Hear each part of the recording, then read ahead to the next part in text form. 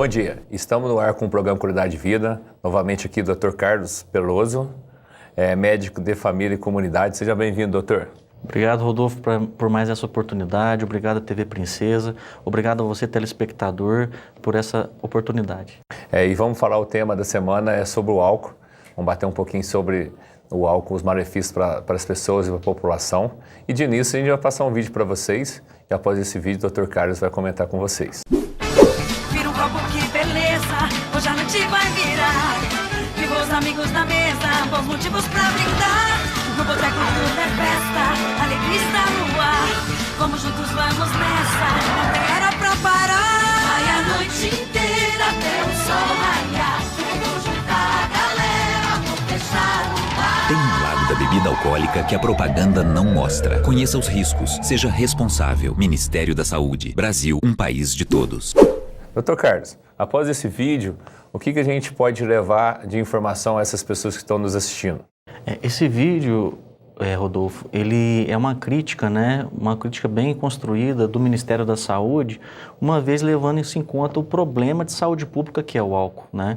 A gente tem que lembrar aqui que o álcool ele está relacionado a vários tipos de problemas de saúde, tanto em relação à questão de saúde orgânica, biofísica, quanto a saúde mental, quanto a questão também de saúde do trauma, né? Os traumatismos, os acidentes, os problemas intrafamiliares, os problemas de briga, violência, discussão interpessoal. Então o Ministério da Saúde, quando coloca essa propaganda, Rodolfo, ele faz faz um lembrete, né? Lembra aquelas propagandas que a gente via na televisão, aquelas propagandas enganosas onde tá tudo bonito, tudo colorido, pessoas cheias de saúde, pessoas cheias de vitalidade, as mulheres bonitas, os rapazes bonitos também, confraternizando. E a gente sabe que o álcool ele não leva a nada disso. Infelizmente, Rodolfo, essa imagem do álcool ele é muito socialmente aceito, infelizmente. Isso mascara o fato de que 30% das pessoas que aproximadamente vão fazer uso do álcool vão ter algum problema com ele, incluindo a dependência. E isso sem falar também, Rodolfo, que a gente não leva em conta que o álcool é uma droga também. A gente lembra que existem drogas lícitas, legais, permitidas por lei, e drogas ilícitas, que não são permitidas por lei. Mas o álcool não deixa de ser uma droga, ele é uma droga lícita, mas é uma droga. E existe, infelizmente, uma indústria que se beneficia muito do comércio do álcool e tem um lobby muito grande junto ao nosso Congresso, ao nosso Senado.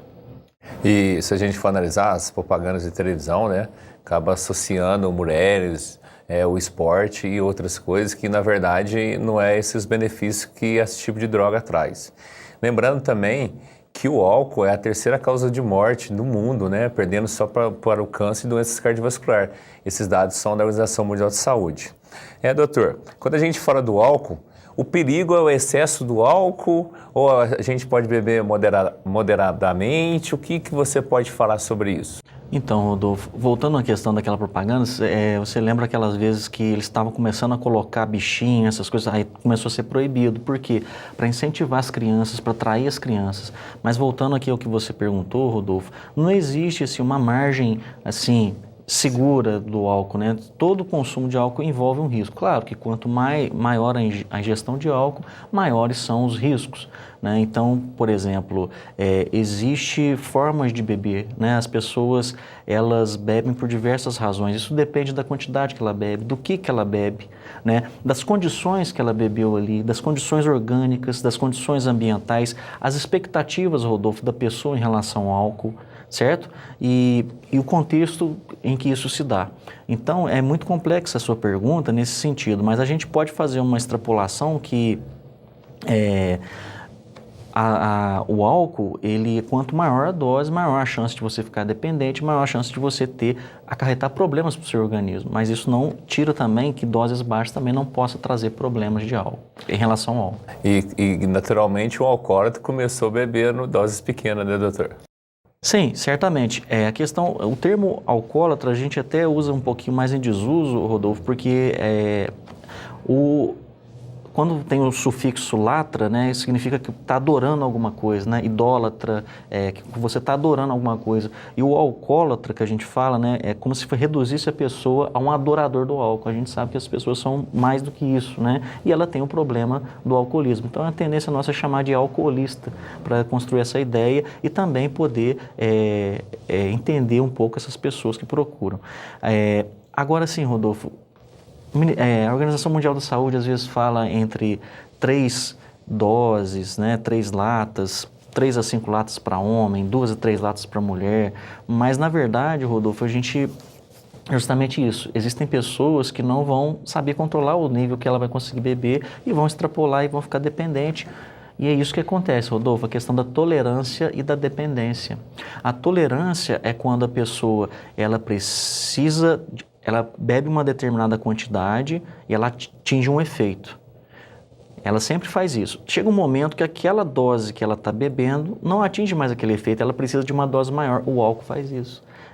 É tolerância. Aí a gente fala assim, a tolerância ao álcool. Então ele é mais tolerante, está acostumado mais a beber e ele vai aumentando a dose para atingir aqueles efeitos, como outras drogas. Doutor, alcoolismo é uma doença? Sim. É uma doença, né? Está no Código Internacional de Doenças, carreta uma série de transformações no corpo, né? Entre elas problemas cardiovasculares, né? A gente vê, Rodolfo, problemas em relação a arritmias cardíacas, problemas com cardiomiopatias, que é o coração dilatado, o álcool pode ocasionar isso. O álcool ele afeta o sistema nervoso também, né, porque o álcool ele tem esse efeito nocivo, irritante do sistema nervoso central, inclusive pode gerar problemas neurológicos graves, a pessoa incapaz de andar. Ele afeta também o equilíbrio, afeta a sensibilidade, e sem falar, Rodolfo, a questão da cirrose hepática, efeitos gastrointestinais. Você disse, Rodolfo, que a terceira causa, né, o terceiro fator contribuinte para a morte depois de doença cardiovascular e câncer. E o álcool contribui para os dois. Ele é fator de risco de câncer de laringe, câncer de boca, câncer de esôfago, enfim. Legal. A gente vai dar uma pausa aqui e a gente volta aí para dar continuidade nesse bate-papo.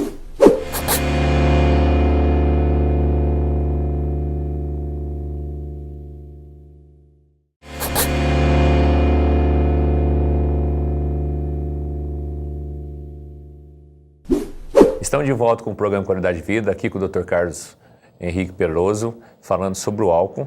Vamos passar um vídeo para vocês e logo após esse vídeo a gente vai comentar e levar informações para vocês aí sobre os malefícios do álcool no organismo das pessoas. Consumir álcool de forma inadequada pode trazer sérios problemas para a saúde e para o convívio social. O álcool é absorvido pelo estômago e pelo intestino e distribuído para todo o corpo através da corrente sanguínea. Quando o estômago está vazio, o álcool chega ao cérebro mais rapidamente. Uma vez lá, altera o funcionamento dos neurônios, causando inicialmente uma sensação de euforia. Com o aumento dos níveis do álcool no sangue, a pessoa pode apresentar falta de coordenação motora, diminuição dos reflexos e sono. O fígado metaboliza, isto é, quebra as moléculas do álcool em outra substância, o que elimina o efeito do álcool ao longo do tempo.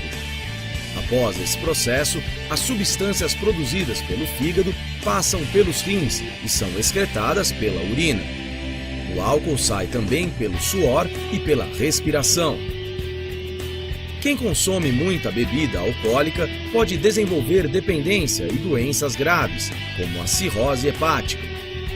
Mães que consomem bebidas alcoólicas durante a gestação podem prejudicar seus bebês. O álcool passa pela placenta e alcança rapidamente o feto. Por isso, fique atento. A bebida causa bem mais do que uma simples ressaca. Doutor, em cima desse vídeo, o que a gente pode comentar? E depois eu queria que você já falasse um pouquinho do álcool e a gravidez. Perfeito.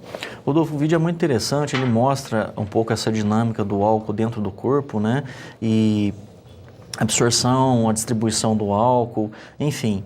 E aí a gente pode fazer, Rodolfo, umas extrapolações, né? Por exemplo, a gente sabe que o álcool, uma dose padrão do álcool, uma lata de cerveja, uma dose de 40 ml de uísque ou cachaça, ou uma taça de vinho, que são as doses padrões, ela leva 1 hora para ser liberado do organismo e o corpo precisa de retirar a água dele, por isso que a pessoa acaba urinando mais para poder fazer isso. Pode levar a desidratação. Então, partindo daquela linha de raciocínio, Rodolfo, dos malefícios do álcool no corpo, a gente estava falando sobre o sistema nervoso, né? Eu falei da questão de neuropatias e a questão da memória, Rodolfo. O álcool também ele pode afetar a questão da memória, né? A questão do trato gastrointestinal, além das úlceras de estômago, das gastrites, né? A gente vê muito comum isso, é uma rotina ambulatorial, essas queixas. A gente vê também a questão do fígado gordo, sobrecarrega o fígado, inflama o fígado. Então, eu costumo falar assim, a primeira fase ele enche o fígado enche para querer trabalhar, tentar metabolizar. Quando ele não consegue mais, aí vem a cirrose, que já é uma falência hepática, e todo aquela tristeza que é da cirrose, né? A pessoa enche a barriga, enche d'água, tem distúrbios de coagulação e, inevitavelmente, pode levar à morte. E assim, Rodolfo, uma questão importante também que a gente tem que falar em relação ao risco de ser determinados tipos de câncer que eu falei para você, câncer de boca, câncer de faringe, câncer de esôfago, né? Alguns relacionados a alguns tumores na mulher também como fator de risco, né? Como tumores de mama. E aí, Rodolfo, partindo para a questão da gravidez, né? Grávidas, por favor, não ingiram álcool de forma alguma. Existe um problema de saúde, Rodolfo, chamado síndrome fetal pelo álcool, onde a criança ela pode desenvolver problemas leves a graves e pode comprometer a vida inteira da criança. Essa síndrome, a criança nasce com traços em face desfeitos, ela pode ter um déficit cognitivo, isso de leve a moderado e pode levar para a vida inteira. Pode ser uma pessoa que vai ter dificuldade de socialização, ela pode ter problemas cardíacos, Rodolfo, ela pode também funcionamento intelectual, já falei, de aprendizagem, de memória e de atenção.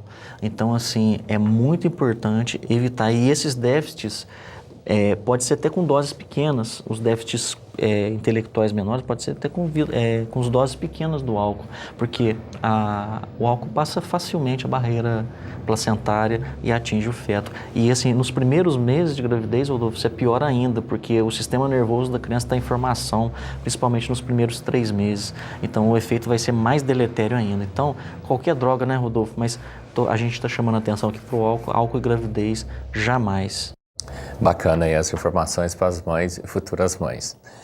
Quando a gente relaciona o álcool com pessoas que já têm uma doença crônica, outro tipo de doença, e faz uso de medicação, qual que é o conselho ou qual a informação que a gente pode passar para essas pessoas? Cuidado, Rodolfo, sabe por quê? Porque o álcool ele é metabolizado principalmente no fígado e vários medicamentos também utilizam o fígado como fator de metabolização. Então, às vezes, o álcool pode aumentar ou diminuir alguns tipos de medicamentos, né? Jamais, gente, consuma álcool com paracetamol, né? O álcool com paracetamol não combina, porque o paracetamol, ele também sobrecarrega o fígado e o álcool também sobrecarregando o fígado. Então, assim, evita o paracetamol, né? Não utilize de forma nenhuma junto com o álcool. E, assim, de acordo com o medicamento que você use, na bula vai trazer também algumas orientações importantes. Aí você falou de doença crônica, Rodolfo, eu lembro dos diabéticos, né? A gente contraindica o uso do álcool pelos diabéticos. Por quê? Porque o álcool, ele faz com que uma glândulazinha em cima do rim, que a gente chama de glândula suprarrenal, ela libere hormônios que aumentem a glicemia, aumentem a glicose do sangue, aumentam o açúcar do sangue. Então o álcool vai ter dificuldade, sem falar que o álcool tem calorias, né? Então a pessoa, por exemplo, estava vendo aqui, Rodolfo, que uma dose, por exemplo, de uísque, né, tem aproximadamente 250 calorias, é um prato de espaguete. Um copo de caipirinha, por exemplo, é como se a pessoa comesse um pão francês com ovo frito. E essa dose, o álcool, ela é caloria vazia. O que é isso? Não tem vitamina, não tem sais minerais, não tem nenhum nutriente que vai beneficiar a pessoa. Muito bacana. A gente vai dar uma pausa aqui e a gente volta no terceiro bloco.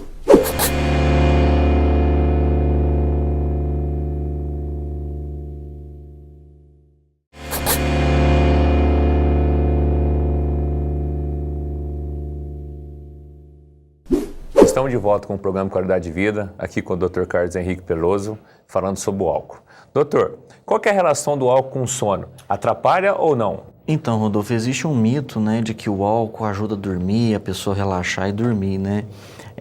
que acontece? A gente precisa entender que o álcool, ele pode, para a pessoa iniciar o sono, ele pode até contribuir. Por quê? Pelo efeito depressor do álcool. A gente sabe que o álcool ele tem um efeito, primeiro, estimulante, né? A pessoa fica eufórica, aquela desinibição, aquela socialização, né?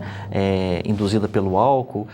Mas ele depois tem um efeito depressor. Por isso que o álcool é considerado uma droga depressora, porque os sintomas depressores, eles duram mais tempo. Então, o álcool é considerado uma droga depressora do sistema nervoso central. E aí, nisso, a pessoa pode induzir mais facilmente a sonolência. Mas ele atrapalha o sono, por quê? Ele atrapalha o sono porque existe uma fase do nosso sono que chama sono REM, né? É uma fase onde os olhos ficam se movimentando mais rápidos, né? Você faz links com as memórias assim de forma mais dinâmica, e essa fase ela tá associada a uma reparação maior. O álcool atrapalha o indivíduo a entrar nessa fase. Sem falar, Rodolfo, que como o álcool ele relaxa a musculatura da garganta, da faringe, né? A pessoa ela pode mais facilmente desenvolver episódios de que ela tem dificuldade para respirar ou até parar de respirar um pouco.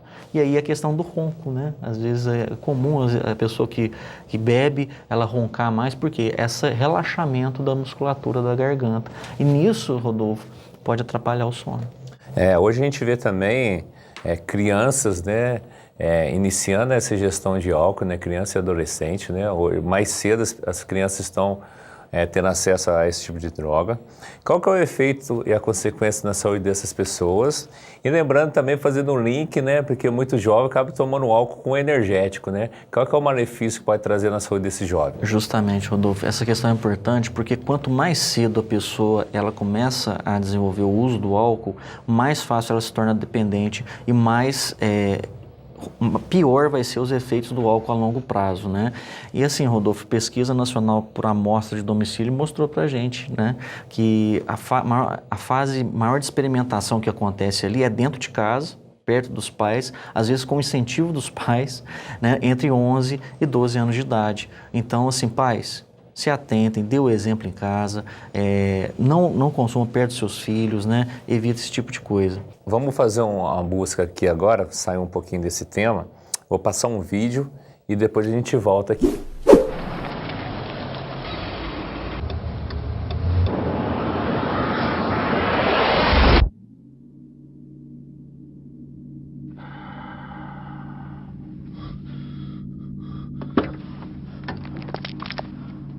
Mate, oh, I'm so sorry. I thought there was time.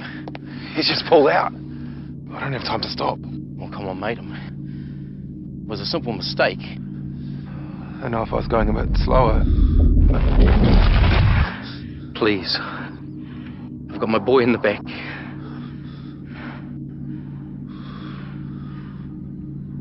I'm going too fast. I'm sorry.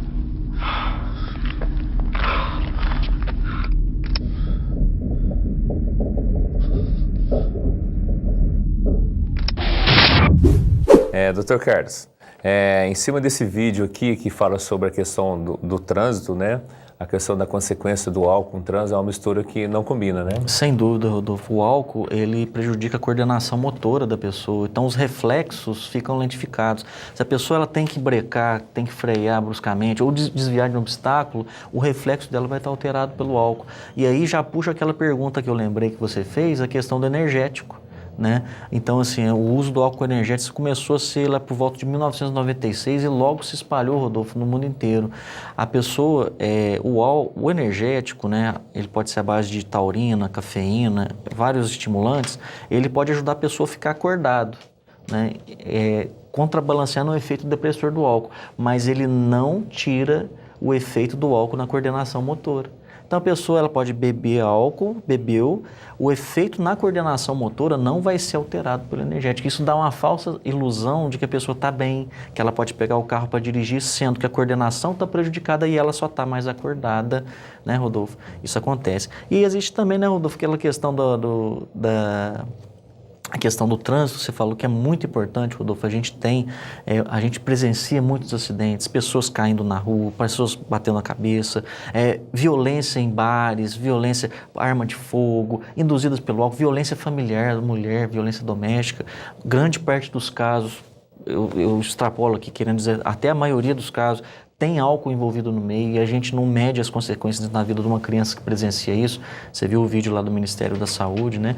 E aí, Rodolfo, eu paro para colocar também uma questão do mito em relação ao álcool quanto à questão da sexualidade, né? O pessoal fala assim, a catuaba selvagem, a catuaba que incentiva a pessoa. Gente, isso aí é um mito. Porque o que acontece? O álcool, pelo efeito de desinibição dele, né? Às vezes a pessoa quer ter coragem para chegar na outra pessoa ali, conversar, né? Para se socializar. O álcool ajuda nisso. Ele pode até aumentar um pouquinho o desejo, mas o desempenho sexual, geralmente, ele é afetado pelo álcool, né? A pessoa vai ser atrapalhada. O tempo nosso está acabando aqui, doutor. É uma reflexão final, né? Por que se o álcool é uma droga que faz mal para o ser humano, porque é liberado?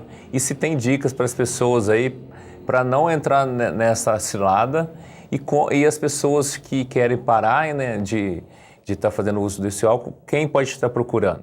Perfeito, Rodolfo. É uma pergunta bem boa, né? Bem ampla. Então, primeiramente, Rodolfo, existe o consumo do álcool atrelado ao lucro da indústria do álcool. Como eu falei, né? Eles têm um lobby violento. Eu sou a favor de taxação maior em cima do álcool, sou a favor de restrição de propaganda, sou a favor de uma fiscalização maior em relação à compra e venda de álcool, sobretudo estabelecimentos para pessoas menores de 18 anos, e eu sou a favor da taxação do álcool, porque os efeitos deletérios na saúde pública é muito grande. Outra questão, Rodolfo, que é importante que você perguntou, é a questão de procurar ajuda. Primeiro, a gente tem que lembrar que a gente pode ter um problema, né? Existe às vezes a gente pode ter um problema e a gente assumir que tem um problema. As equipes de saúde da família estão aí, as equipes do CAPS-AD, o Centro de Atenção Psicossocial especializado em álcool e drogas está aí também, né, Rodolfo? E assim, né, a gente acredita sempre na redução de danos, Rodolfo. Mas assim, a redução de danos é claro que uma pessoa que toma um litro de uísque, ela tomar uma dose, já vai ajudar a melhorar. Mas uma reflexão, Rodolfo, por que a gente precisa disso para viver? As coisas são arquitetadas de uma forma, a mídia é arquitetada de uma forma a colocar isso, a impor isso sem a gente ver. Então, nós todos precisamos olhar para a nossa vida e falar onde que o álcool entra na nossa vida, para que ele entra na nossa vida. É necessário isso para confraternizar, para ser melhor, para a gente ter a falsa sensação de que está tudo bem, para a gente escapar dos nossos problemas ou para a gente se socializar? Rodolfo, não precisa. A gente vai cair na constatação que a gente utiliza dessa substância como uma fuga temporária e às vezes é uma fuga que às vezes a gente não tem volta, né? Então, eu acho que cada um de nós precisamos parar para refletir sobre o papel do álcool em nossas vidas. E fica a dica para todo mundo, então, que existe outras formas de a gente ter prazer. Dr. Carlos, muito obrigado pela participação e estamos juntos em outros programas. Certamente. Muito obrigado, até a próxima. Até lá.